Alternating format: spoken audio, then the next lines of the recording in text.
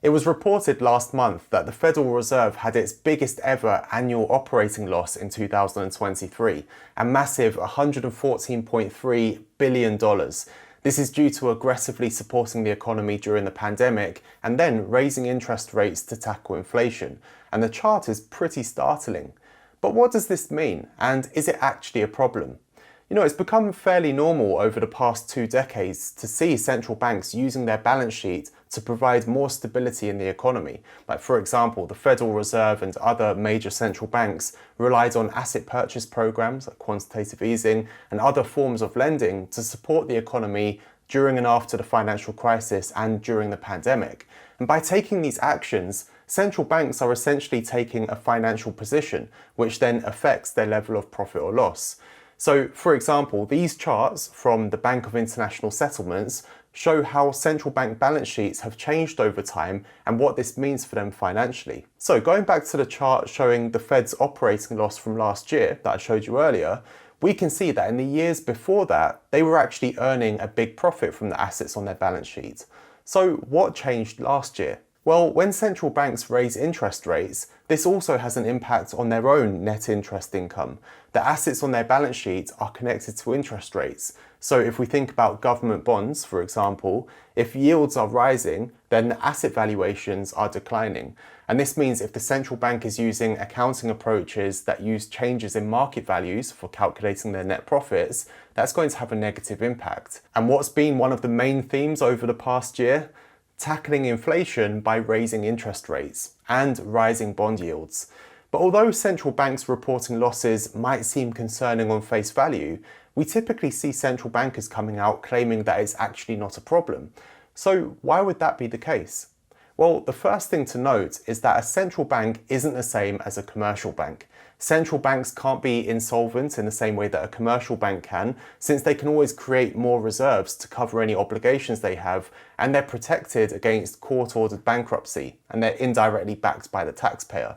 As a result, they can continue with losses or negative equity for long periods of time and can still operate without capital.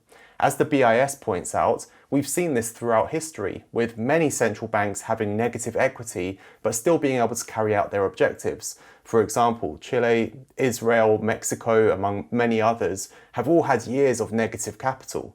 Now, ultimately, central banks are not concerned about making profits. In basic economics, we know that one of the purposes of a commercial bank is to maximize profits for their shareholders, but it's not the same for central banks. Instead, their purpose is to fulfill their mandates. So, for example, the Federal Reserve has their dual mandate, which is set by Congress, which is to promote effectively the goals of maximum employment, stable prices, and moderate long-term interest rates. So, central bankers would argue that the success of their actions should be judged on whether they're able to achieve that, rather than whether they've made a profit or not. In fact, central banks usually send all, or in some cases part of their profits to the Treasury, something known as remittance. So their profits or losses should be considered as part of consolidated public sector finances. That means when the Federal Reserve is making a profit, the US Treasury is benefiting from that through the remittance. But although billions in profits might sound significant, the BIS points out that this is only a modest share of government revenue, as you can see from these charts.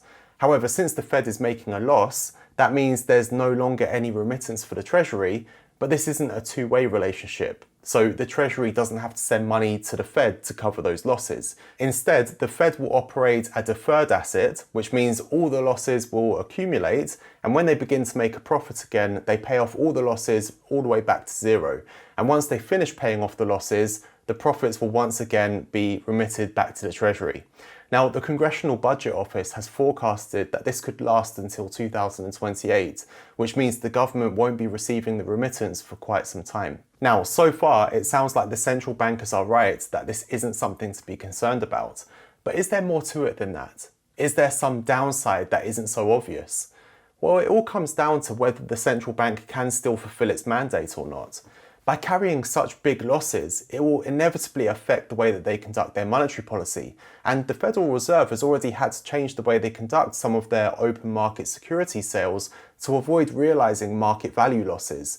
So this has now ruled out one of the important monetary policy tools that they have. And a less obvious aspect is their credibility and public perception. Their credibility should depend on how well they're able to achieve their mandate, regardless of the losses that they make. Those should just be seen as the cost of the process, since the mandate is the priority ahead of any profits. But in some situations, when there are negative perceptions, mismanagement, or political reasons, it can mean that the losses have a negative effect on the central bank's standing in the public eye, and this could put their independence at risk, which is a vital aspect of a central bank, because governments may see it as an opportunity to put pressure on the central bank to take a particular action, and in extreme cases, this lack of credibility could even cause a collapse in the currency. So this makes it incredibly important for central banks to communicate what they're doing very clearly. As we see through the Federal Reserve's justification of their losses that we've seen recently, or in their monthly press conferences and seemingly endless speeches that are scheduled in their economic calendar. But as relentless as these comms may seem, you can see why they're important. They need to be clear about the causes and handling of these losses, along with any other factors related to how they operate and how they're making monetary policy decisions. So overall, these losses are unlikely to be a big issue for the Federal Reserve, but other central banks in similar situations might be feeling the pressure a bit more.